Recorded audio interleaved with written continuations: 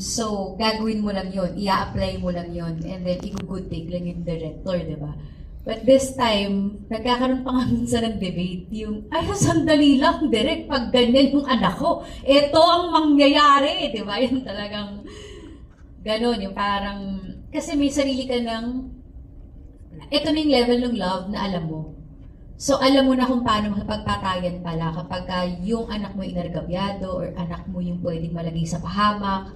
So, I think yun yung natutunan, ako on my side, yun yung natutunan ko. And kapag naman pinag-usapan yung asawa, tulad nung nangyari, ako yung experience ko nun sa Anne Mary na talagang gusto mong alagaan yung marriage mo dahil yun pala yung pwedeng mangyari sa pamilya mo kapag may masisira or pwedeng masira.